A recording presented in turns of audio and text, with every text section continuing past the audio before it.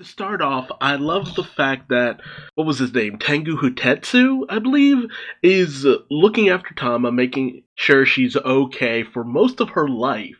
He's been doing that, as far as we know, honestly. And now he's doing that for Otoko. He's just a natural caregiver and just naturally good with children, interestingly enough. I do have to wonder about that, just looking after children who have pretty much lost everything.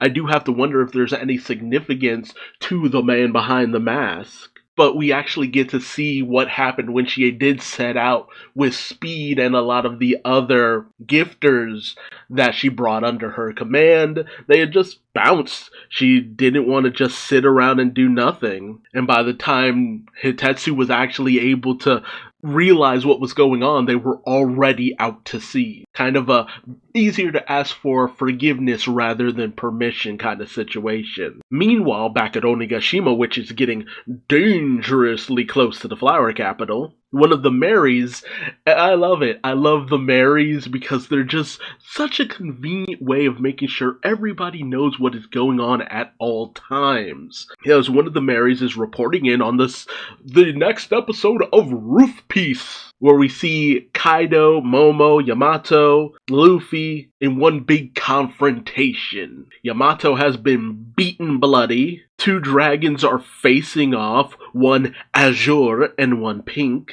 with Straw Hat Luffy riding on the pink dragon. That sounds like a euphemism. Riding the pink dragon. Yamato is still trying to process that that's Momonosuke. Queen realizes that it was Yamato who was keeping Kaido at bay during everything, keeping him from coming down and just wiping out the enemy forces. And the Mary reports that, yeah, that pink dragon is definitely an enemy. But I also love the fact that we don't see any real skill in his dragon form from Momonosuke. At most, he can do some great maneuverability, especially when Kaido charges up his bolo breath, his blast breath, or whatever you want to call it, and Luffy's just like, dude, Momo, fire something back at him. And Momo's just like, I can't do that. It's like, I've never even remotely attempted that. And Momo just dodges out of the way, but, I mean, all things considered, it's pretty cool that he was able to dodge that, but he does start to say, it's just like, dude, I am not here to fight. I was mostly just an overglorified taxi. But Luffy isn't having any of that. He tells Momo to bite Kaido. It's just like, at least get in some kind of a hit on the dude. Because it's basically Luffy trying to make sure that Momo can overcome a lot of his fears, his misgivings, him holding back. It's just like, look, dude, if you're gonna lord over this country, if you're going to be a leader, you have to look your fear in the face and overcome it. Even if you might get smacked back down, you can't be ruled by your own fear.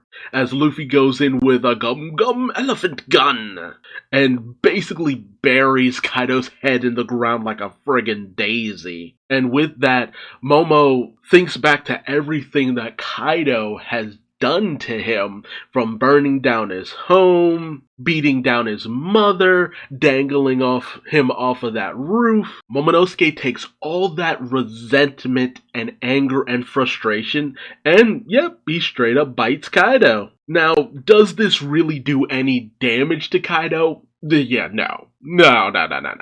They are not equals in any way, shape, or form. At most, Kaido was just mostly taken off guard by it. But Kaido looks back and is just like, what are you doing, boy? But Momo he's biting down with all his force, thinking about the fact that how much Kaido has destroyed in his time here. This country, his father, his mother, everything has just been robbed of him. And whereas Yamato wants to jump in and defend Momo from Kaido, Luffy comes in and decks Kaido one and tries to build up Momo's confidence. It's just like, you bit an emperor of the sea. You've got nothing to be scared of. Meanwhile, the fact that we have double the dragons means there's extra amount of storm clouds out, which have basically disabled both Nekomamushi and Inuarashi Sulong forms, bringing them to the mercy of Jack and Perospero respectively. So, I mean, Jack's pretty capable in and of itself. It's just unfortunate that he gets so many fights that he basically is made to look like a jobber. Because everybody's constantly saying like, oh, he got taken out by an admiral. It's just like, yeah, because it's an admiral. And it's not like he wasn't able to get away. Yeah, he was sent licking his wounds, but even still, the admirals aren't slouches. Crushed by Zunisha, it's just like, dude, it was the size of a country. I don't know what you expect anyone else to have done in Jack's situation if they weren't able to fly.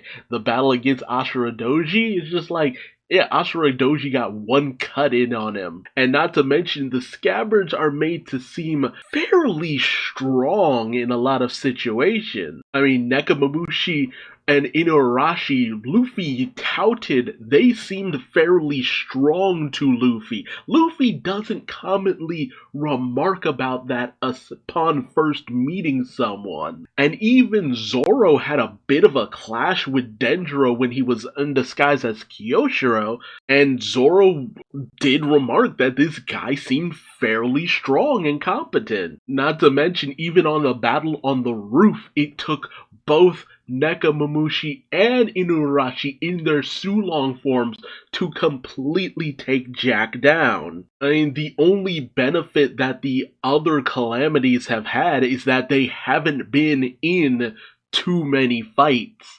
I mean, think about it. Who have we seen Queen go up against? Big Mom, which he just barely managed to incapacitate because he could think outside the box, and mostly Chopper, who just wasn't really doing much against him. And then King, at most, he knocked back the Big Mom pirate ship. That's it.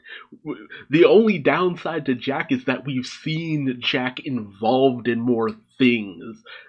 That's the problem going forward. And personally, I feel less bad about Perospero taking down both Wanda and Carrot, if not even Nekomamushi could deal with them outside of Sulong form. It's unfortunate because it's just like Perospero, it just does not feel like an impressive opponent because we haven't really seen him go up against anyone impressive. All we've really seen from Perospero is him being blown up by Pedro. That's it. We have no real grasp on the abilities of Perospero, aside from the fact that nobody really has confidence in him as a leader in comparison to Kataguri. And the fact that he isn't even one of the sweet commanders, it's just kind of like, where does Perospero rank in the hierarchy aside from being the first son of Big Mom? But everyone battling hears about Momonosuke and how he's potentially that giant dragon, although they can't really believe it. But the Allied forces hear Luffy's declaration that he's going to win against Kaido no matter what. Big Mom thinks it's a laugh. Kid is just like really kind of counting on Luffy to pull through on this, and Law has just been wondering where the heck he's been up until now. Otama's just relieved that Luffy is okay, all that good stuff.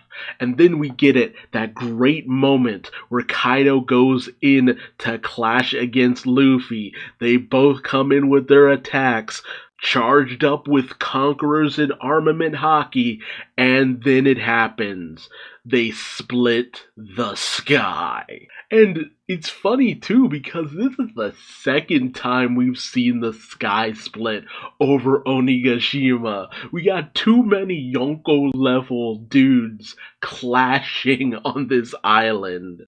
And that's literally the last thing that the Mary manages to report about before he passes out from this display of power. And because the sky is split, the moon is out. And that means it's Sulong time, baby! as both Nekomamushi and Inuarashi uses their Odin's one sword style. Nekomamushi uses Feline Frenzy for critical damage on Perospero, even knocking off his candy arm, and it pretty much looks like he blows a hole through Perospero.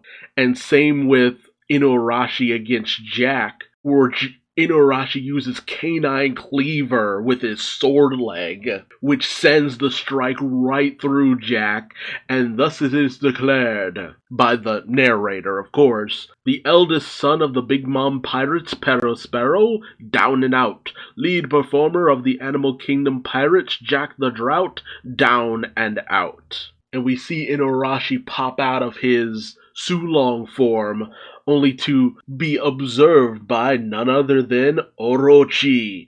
Surprised that Jack has been taken out, but not seeing it as one of his problems. So, who knows about Orochi? It might be true that you need to cut off all 8 heads, and we've just kind of only seen 7 cut off so far, and so 1 more and he'll be done permanently, but I know it's a lot of conjecture, it's a lot of guesswork. I want, proof that once we take off this dude's final head, that will be the end of him.